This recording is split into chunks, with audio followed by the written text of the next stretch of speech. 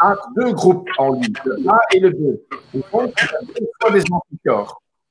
Et bizarrement, celui qui est le plus touché, donc il y a 22% de plus de risque de l'avoir, c'est le A. Voilà. Donc, le O est mieux protégé. Mais ça, on l'a remarqué déjà depuis très longtemps dans beaucoup de pathologies. Parce que nous, on a deux groupes en soi. C'est pour ça qu'on est donneur universel. Alors, autre chose que j'ai pu lire ces derniers jours, ces dernières heures, c'est cher barbu, coupez-vous la barbe parce que c'est un facteur enfin, porteur potentiellement du virus. Qu'est-ce que vous en pensez?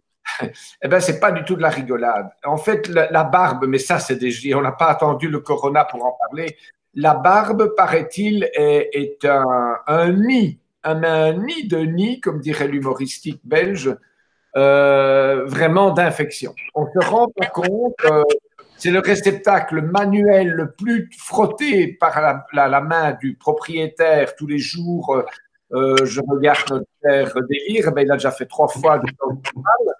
Et donc, la barbe, c'est une catastrophe. Donc, c'est un. Mais même à bactéries, hein, c'est pire qu'une poignée de porte de toilette, quoi. Donc, c'est tout à fait réel, mais c'était déjà vrai, en fait, avant le corona, parce que pour bien nettoyer une barbe, c'est beaucoup plus difficile que de nettoyer les cheveux. Oui. Christophe, je ne sais pas si tu veux réagir, tu vas te la couper? Mais forcément. Mais on parle de la barbe, hein, on parle de la barbe. Oui, oui, bien sûr, mais je vous entends, mais il y a le problème que les coiffeurs sont fermés et que donc il y a quelqu'un aussi qui disait on va se retrouver avec beaucoup de personnes qui, avec la coupe mulet, va revenir à la mode si ça doit durer 2-3 mois. Oui, ça, et alors les lunettes, puisqu'on parlait du fait que on pouvait que le virus passait par les muqueuses.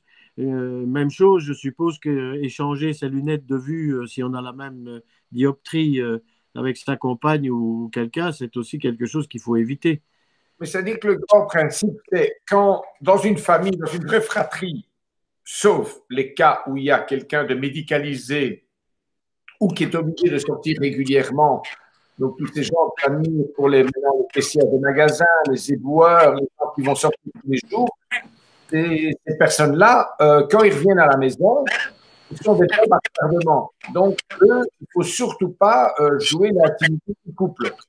La majorité maintenant des gens qui travaillent en tout cas au niveau médical, il y en a beaucoup quand même qui font des chambres à part. Donc, on en est quand même dans une manière de travailler qui est quand même très, très, très forte. Hein.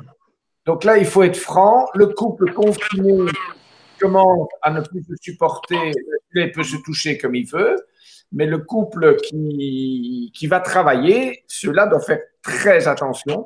Et on a eu un reportage en France d'un médecin urgentiste qui s'occupe des médecins qui montrait la manière dont il faisait tous les soirs. Tous les soirs, il nettoyait son téléphone, ses lunettes, sa montre, qui se déshabillait, qui prenait une douche, qui mettait tout à 65 degrés dans la machine à laver. Donc, c'est des petites choses que ça, on ne doit pas oublier.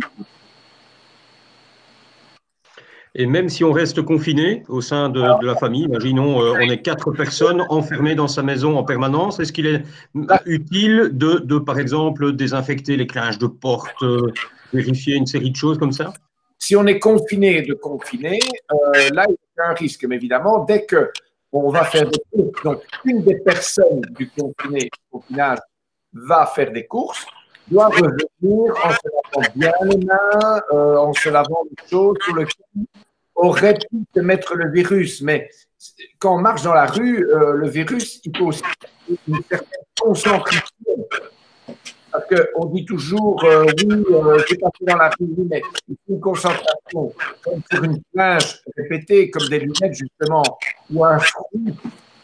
Le fruit, on le prend, on le mange et il faut le laver. Mais ça, c'est la vérité depuis toujours. Bon, alors, il y a une autre histoire qui est, et je ne trouve pas ça bête, sur les gens vraiment stressés, c'est quand on reçoit un paquet, par exemple, d'Amazon, c'est de le laisser 24 heures dans le garage pour que le virus meure. On en a parlé il y a 2-3 jours, que sur le carton, ça vit, disons, 1 à 2 jours, et le maximum, c'est 3 jours. C'est 2 heures sur de l'aluminium et toutes les surfaces lisses.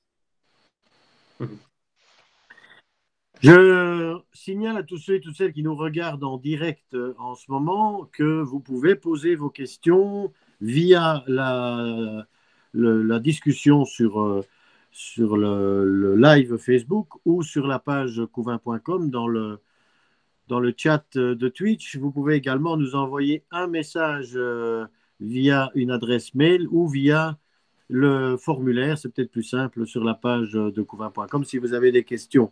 Alors, il y a une question très pratique. On a entendu un peu tout et n'importe quoi, docteur, sur la période d'incubation, le temps où il faut se mettre au vert, combien de temps dure la maladie. Vous l'avez dit, toute personne attrapant le coronavirus ne se retrouve pas systématiquement à l'hôpital.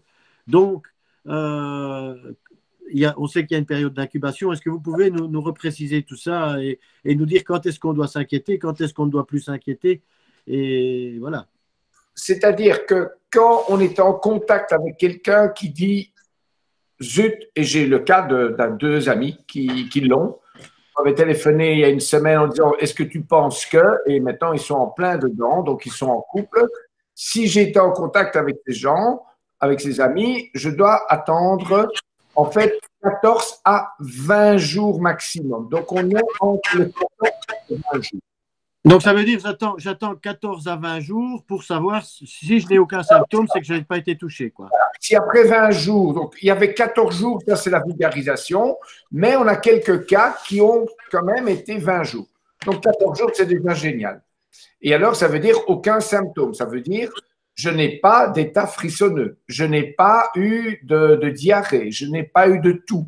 Mais en fait, c'est toujours un ensemble. C'est température, d'abord frisson, hein, chaud-froid, et frisson. Et alors, il ne faut pas oublier qu'il y a 2 nouveaux symptômes qui apparaissent de plus en plus. C'est le système digestif, on attrape des diarrhées, et toujours avec de la température, bien entendu.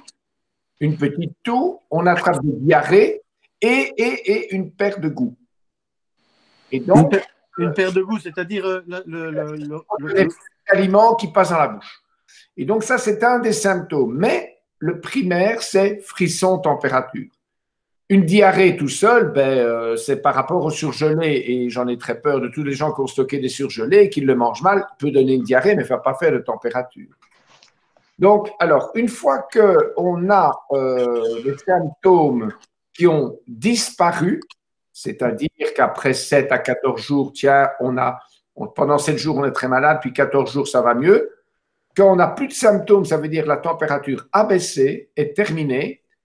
Il paraît qu'il faut rester encore 3 jours confiné avant de reprendre contact avec des gens sains. D'accord? Et à l'inverse, c'est que quand on était malade, tout d'un coup, j'arrive chez moi, je fais de la température, je suis malade. Il faut savoir qu'on était contagieux minimum 3 à 4 jours avant. 3 à 4 jours avant. Avant. Peut-être peu plus, mais minimum déjà 3-4 jours. Mais c'est vrai aussi pour toutes les maladies virales, hein, la varicelle, etc. Et alors, ça dépend. Mais donc, il faut faire très attention. Je suis positif, c'est qui j'ai vu dans les 3 jours qui précèdent. Parce que là, j'étais sain, mais j'étais un type qui le donnait à fond les manettes. Donc ça, il faut quand même faire très attention. J'avais justement une question à ce sujet-là. Donc, on est porteur 3-4 jours avant de déclarer les symptômes, si je comprends bien. Oui. Mais imaginons, on croise chez le boucher une personne qui est porteuse du virus, qui nous le transmet.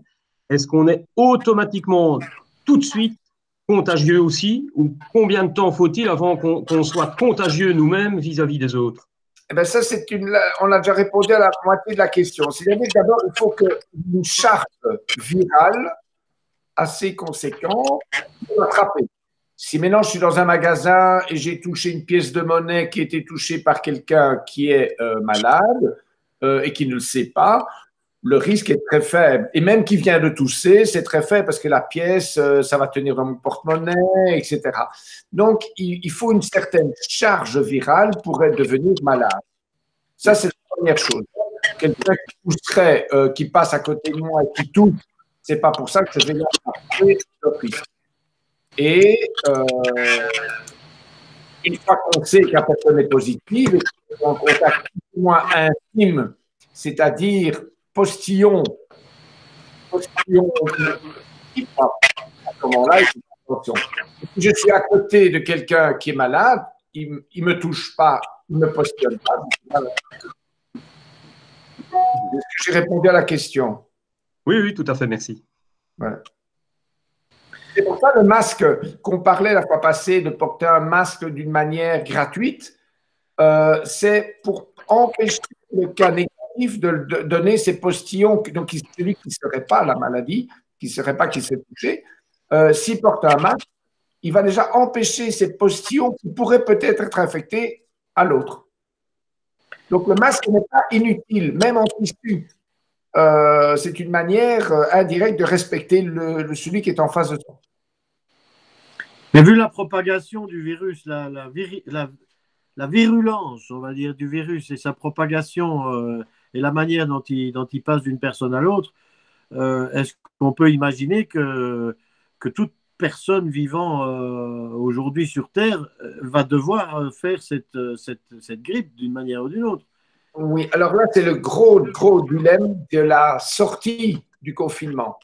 C'est-à-dire que, heureusement pour nous, il y a quand même une majorité de patients qui ne l'auront pas fait, qui n'auront pas été en contact. Moi, je suis en confinement maintenant au Joie à Bordeaux. Je suis dans un confinement miraculeux, la nature, il n'y a personne autour de moi pendant 10 km. Je vais ressortir dans mon GB, dans mon Carrefour, mais je serai une proie facile, je ne l'ai pas fait. Donc, je peux le choper par quelqu'un qui pourrait. Donc, l'année prochaine, pour le corona va sortir, moi, je n'ai pas fait mon immunité. Et j'en profite pour dire que maintenant, il va y avoir des tests qui vont sortir. On attend la sortie du confinement pour les mettre en pratique. C'est qu'on a, les tests hospitaliers qui durent maintenant 12 à 24 heures pour le diagnostic. On aura des tests maintenant à la sortie qui vont être rapides. Donc, on pourra même dire, voilà, j'ai la maladie ou j'ai pas la maladie. Ça, c'est une chose. Donc, il faut bien comprendre entre j'ai la maladie et je suis immunisé. Donc, je sors de chez moi, on me fait le test. VDK, tu n'as pas la maladie. Ça veut dire que je ne suis pas atteint de la maladie coronavirus. Oui, j'ai la maladie. Tu restes chez toi. Ah, alors, il va y avoir un autre test, mais ça, c'est laboratoire, qui peut me donner les anticorps. Ah, VDK, tu n'as pas d'anticorps. Ça veut dire que je pourrais encore le faire.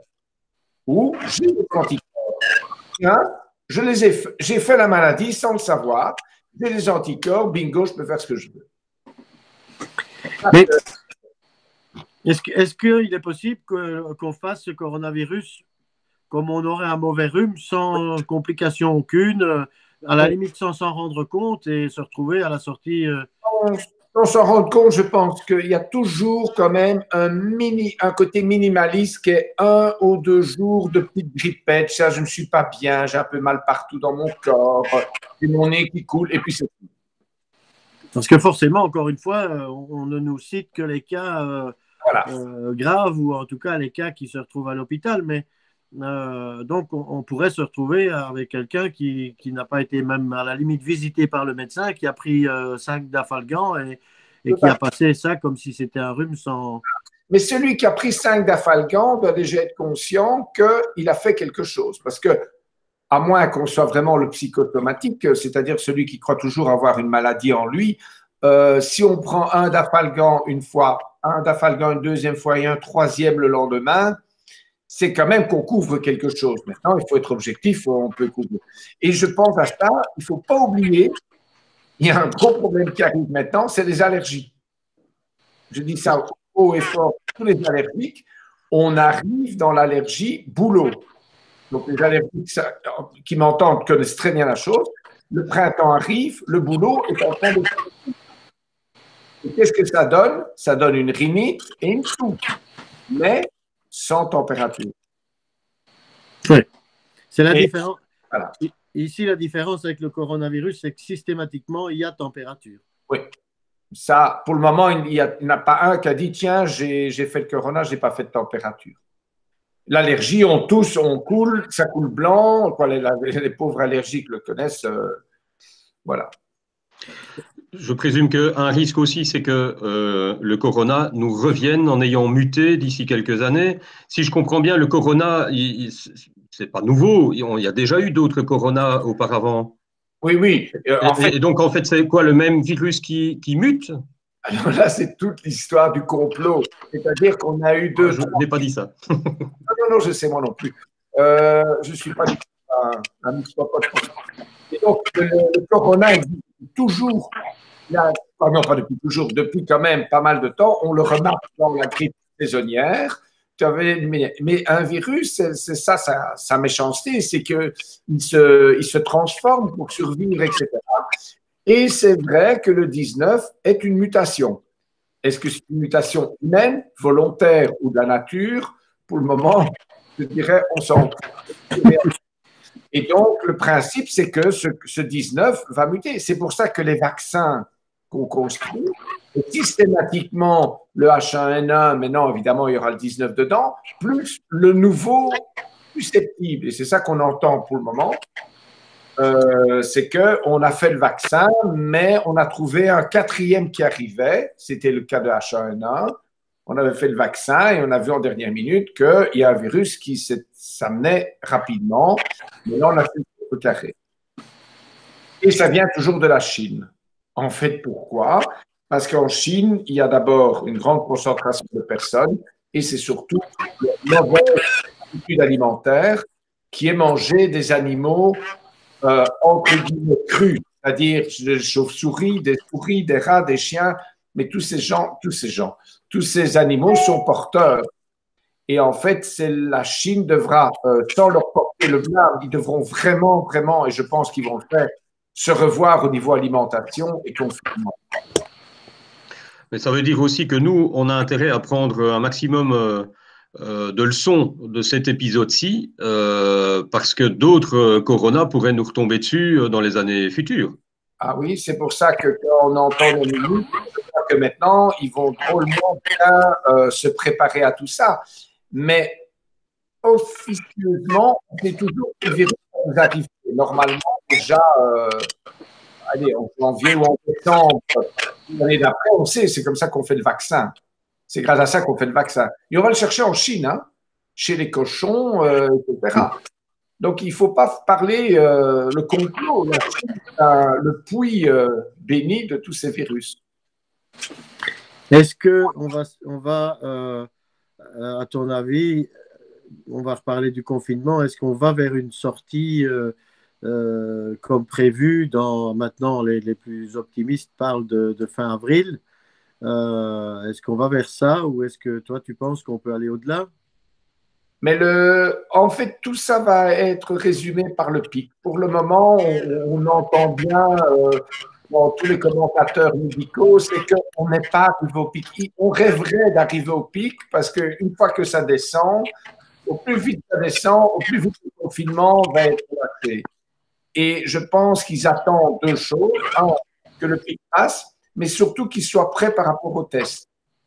C'est-à-dire qu'ils attendent que les gens, qu'on ait bien tous ces fameux tests que je viens de parler, pour être prêts à tester ceux qui vont être libérés. Et comment est-ce qu'on explique qu'en Corée du Sud, par exemple, ils aient un test qui semble au point, un test qui est réalisé en 10 minutes, montre en main, et que nous, ici, on n'ait pas cette même politique. En Allemagne aussi, apparemment, ils dépistent un maximum, ce qui semble être une technique efficace, dépistage et confinement ou isoler les personnes atteintes. Dans le milieu asiatique, il y a ce côté, la manière des politiques, c'est-à-dire qu'on a, oui, les tests existent et maintenant ils sont en train de se fignoler. En Allemagne, c'est toujours le même test, mais ils testent beaucoup plus de gens. Et nous, on teste avec ce qu'on a. Et donc, je pense que c'est une question aussi financière, c'est une question peut-être de réserve. Ça, c'est une question d'industrie. Peut-être qu'en Allemagne, les industries ont travaillé beaucoup plus vite parce qu'il faut être franc. De nouveau, on part sur un autre système. C'est qu'en Allemagne, il y a beaucoup plus d'argent donné au niveau médical qu'en Belgique et en France. Et là, ça va nous mettre en question, c'est que je crois qu'on va relativiser un peu le côté médical par rapport à cette catastrophe. C'est que on va pas, je ne vais pas être péjoratif cette fois-ci, ce n'est pas mon genre, mais garder des masques dans des zones humides et devoir les jeter parce qu'ils sont plus utiles, eh ben, c'est des choses qui ne devraient pas arriver en 2020. Quoi. On doit garder ce qu'il faut où il faut. Que la péremption, vraiment eu un mauvais stockage. C'est des choses qui ne doivent plus arriver. Quoi. Et ça, c'est très financier. Hein. Alors, un petit mot de vos collègues, ou en tout cas de vos ex-collègues, puisque on rappelle que le docteur VDK est pensionné, lui, et vous pouvez encore poser vos questions. Hein. Si vous suivez ce live sur Facebook ou sur Twitch, vous pouvez poser vos questions au docteur directement ou en utilisant un formulaire qui se trouve sur couvain.com et on retransmettra ces questions. Et vous pouvez également nous joindre ou nous rejoindre ici dans la salle de discussion si vous souhaitez poser vos questions directement. Donc, je disais, vos collègues en ce moment, tu as des contacts avec eux, comment ça se passe? Est-ce que c'est aussi… Je téléphone toujours à des amis, donc et parfois quand je vous parle maintenant, c'est des choses qui me sont dites en direct par rapport au milieu hospitalier ou le ressenti par rapport à des généralistes. C'est comme il y en a qui me disait ne pas il devait vraiment calmer ces patients à qui il fallait dire toujours faites du sport, Maintenant que les gens sont confinés, pour l'anecdote, ils commencent à tous faire du sport. Mais on ne fait pas du sport en faisant du poids avec 10 tout de suite. Il dit à tous ces patients, on se calme, il faut faire du sport calmement. Et à l'inverse, j'y pense maintenant, il y a un faux bruit qui court. Faites du sport, ça élimine le virus. C'est totalement faux. Donc, surtout quand on a une suspicion de virus jamais faire de sport parce qu'évidemment, on fatigue le muscle, on stimule la circulation, un œdème inflammatoire sportif et du coup, le virus va aller s'implanter dans le cœur, pour la péricardite, etc. Donc, jamais de sport agressif quand on a une suspicion de maladie. Bien sûr, sport, oui. Les entraîner, oui, mais dès qu'on a une suspicion de maladie, pas faire de sport, ainsi que la semaine qui a suivi la maladie. Donc, on a vu ou entendu que le virus attaquait donc la paroi des poumons, bref, finissait par, in fine, à diminuer la quantité d'oxygène dans le sang. Est-ce que ce manque d'oxygène ne pourrait pas entraîner, et ce serait un symptôme ou un signe des muscles qui se durcissent, là, je ne retombe pas sur le nom. Essoufflement. Non, des crampes. Des crampes, oui. Mais c'est-à-dire qu'attention, c'est un état inflammatoire hein, du poumon, donc au niveau des bronches, et un des symptômes, c'est l'essoufflement. Hein? Donc, ta question, excuse-moi, était quoi? Mais à savoir si j'ai entendu que une manière d'affiner le diagnostic pour un médecin traitant était de mesurer le taux d'oxygène dans le sang. Voilà. Oui, oui. Oui. Voilà. C'est pour ça que par téléphone, évidemment, lui va voir le problème comme tel, mais la deuxième étape, ou bien il va se rendre chez la personne qui connaît bien, etc., parce qu'il se dit, bon, et alors là, on teste l'oxygène. Et le premier test facile à faire, au doigt, avec une main chaude, parce qu'il y a des gens qui ont même ça chez eux, et je répète, il faut avoir les mains chaudes pour tester l'oxygène au doigt, sinon c'est un faux positif. Le doigt étant froid, dire que le sang n'arrive pas au bout du doigt. Donc, on teste l'oxygène au bout du doigt, mais il n'y a pas d'oxygène qui arrive. Donc, l'appareil va dire 82% est une urgence. Hein, mortem. Donc, il faut que le doigt soit bien chaud pour le faire. Et donc, là, on va savoir s'il y a une bonne oxygénation. Évidemment, si en plus des symptômes, on a une mauvaise oxygénation, Bien sûr, ça c'est une urgence. Mais donc, la suite de ma question, c'était s'il y a un manque d'oxygène dans le sang, quels sont les symptômes quand il y a un manque d'oxygène dans le sang? Est-ce qu'on n'a pas des crampes? Oui, c'est exactement comme quand on hyperventile. On dit quand on respire trop vite, on a un peu la tête qui tourne. Donc, manque d'oxygène, ça veut dire que les cellules manquent d'oxygène dans le sens réel du terme. Alors, des crampes, oui. Ça, c'est plutôt pour les gens qui ils courent. Là, c'est des gens qui font des efforts, font parfois des crampes au mollet parce qu'il manque d'oxygène au mollet. Mais la personne qui fait des crampes tous les jours chez elle en regardant la télévision n'est pas pour ça un manque d'oxygène. C'est parfois un manque de vitamine B, un manque de magnésium. Donc, la crampe chez la personne confinée, à moins qu'elle fait du vélo et tout, ce n'est pas le premier symptôme. Mais par contre, la tête qui tourne, un peu le côté ébriété, ou chez la maman assez âgée qui commence à être confuse. La confusion, par exemple, chez une personne âgée, c'est parfois le premier symptôme d'un manque d'oxygène. Bien. Bon. Est-ce que tu as d'autres questions, Patrick? Oui, moi j'aurais une petite dernière question qui n'est quand même pas sans importance. Je remarque maintenant que des personnes plus âgées n'osent pas se rendre à l'hôpital suite à une chute notamment, de peur d'attraper le coronavirus. Et donc, une personne de mon entourage me disait, oui, je me demande si je ne me suis pas cassé quelque chose au poignet, mais je ne vais certainement pas y aller. J'aime autant rester comme ça avec mon poignet cassé plutôt que risquer d'avoir le corona à mon âge. Oui, et c'est un bon raisonnement. Donc, c'est de nouveau le pauvre généraliste qu'il faudra contacter. C'est-à-dire que ce que tu dis là, c'est exactement comme les gens qui doivent aller faire des traitements pour le moment, pour un cancer ou quelque chose comme ça. C'est que l'abord, l'hôpital devient dangereux. Donc, c'est par principe, de nouveau, le généraliste, le pauvre qui enquête, c'est de dire voilà les symptômes. Donc, lui, il va se placer ou, il ne faut pas oublier, que la consultation continue. Et ça, j'insiste fort, les consultations chez les généralistes continuent à 100%. Donc, le type qui fait une infection urinaire ou une infection, une angine blanche, une otite, tout ça ne se fait pas toujours par téléphone. Donc, ces gens-là, comme ils ne sont pas malades, peuvent aller chez le généraliste. Et avec plaisir, ça l'occupera. Parce que le pauvre peut répondre par téléphone, c'est évident. Et donc, là, il va aller se présenter. On fait un diagnostic, oui ou non. Et à ce moment-là, le généraliste va faire tout pour que son patient ne rentre pas dans la filière de la salle d'attente. Il va téléphoner à l'orthopédiste, au radiologue, il y aura une filière directe. Parce qu'il y a une porte Corona et une porte urgence, il faut bien savoir ça. Hein. Donc, il y a les tentes Corona et les tentes et les entrées urgence spécifiées par le spécialiste, le généraliste.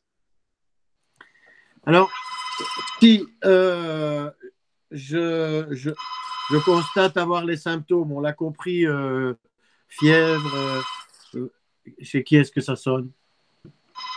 C'est chez moi, mais je pensais que quelqu'un décrocherait.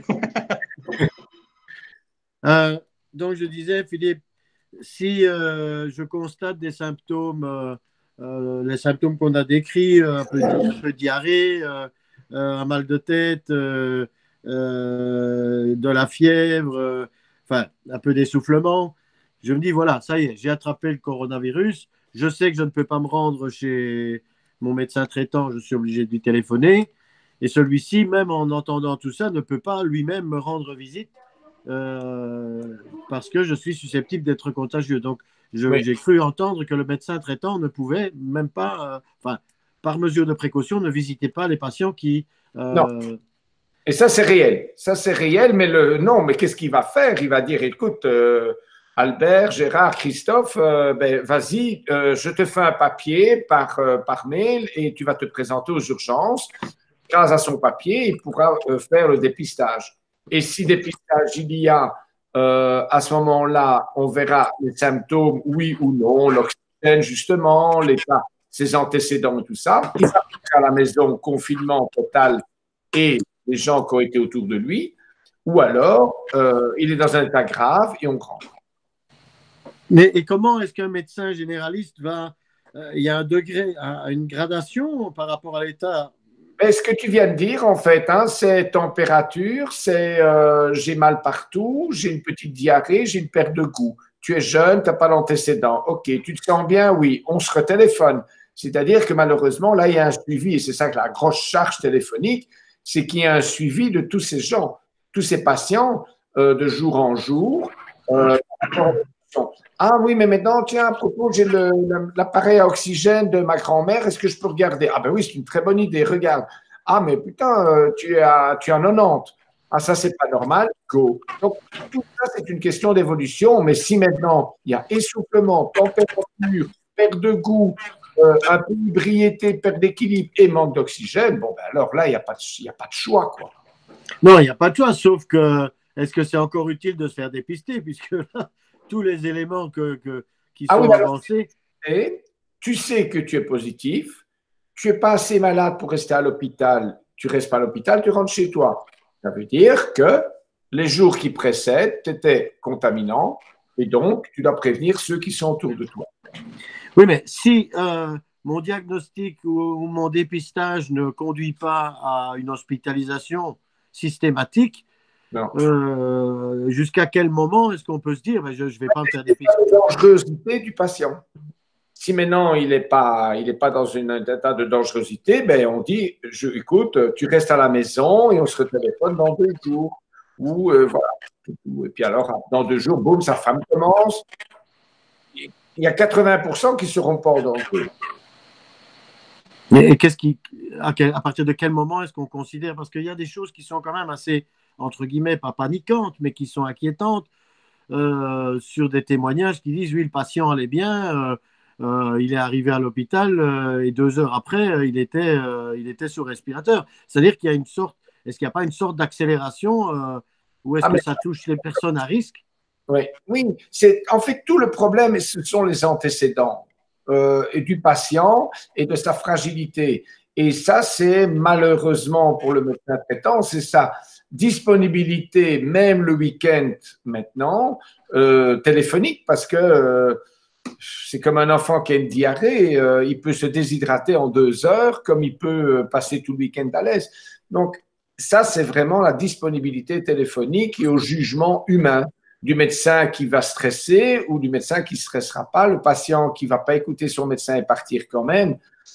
Voilà. Donc ça c'est très humain ce que tu me dis là. C'est la loi de toute la médecine. Hein. Mmh, mmh. J'ai entendu dire aussi, on n'en a peut-être pas beaucoup parlé, qu'il fallait s'hydrater justement quand tu parles de... Est-ce que c'est quelque chose d'important quand on a... Souvent, aux patients qui ont un problème viral ou infectieux, c'est beaucoup boire du sucré parce qu'il faut savoir que inconsciemment, quand on fait pré-viral et qu'on fait un peu de température sans le savoir, en fait, on se déshydrate. Et il faut savoir aussi que quand on manque de sucre, on va faire de l'acétone, la fameuse mauvaise haleine qu'un enfant a quand il est le matin à l'école.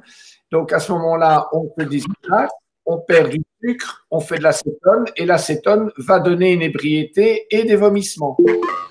Et une perte d'appétit. Donc, c'est pour ça que je dis toujours aux patients, dès qu'il commence un état principal, s'il n'a pas faim, c'est boire et sucrer. Et Alors, oui. Et manger petitement et souvent. Parce que l'estomac, comme il est enflammé aussi, n'a pas envie de manger beaucoup. Donc, il faut manger des lus, des better-foot, des choses sèches et ça passe bien. Quoi. Et bien s'hydrater. Et imaginons que je sois, même sans être dépisté, mais que je sois malade aujourd'hui, constaté, j'ai de la fièvre, j'ai tous les symptômes.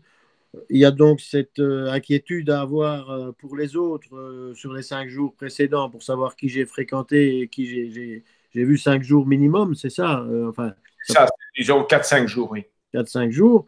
Donc là, je suis dans l'état de la maladie. En moyenne, combien de temps est-ce que cette maladie va durer pour que je puisse me dire, bon, ben voilà, il n'y aura pas d'état, ça n'ira pas pire, ça ira.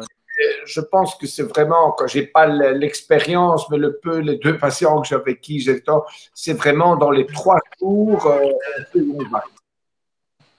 Une fois qu'on a le début de la température, dans les 3 jours, on sait où on va et la manière dont on va résister au problème.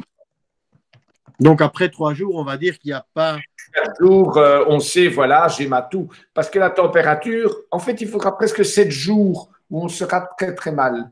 Mais la température, c'est 3 à 5 jours maximum. Hein.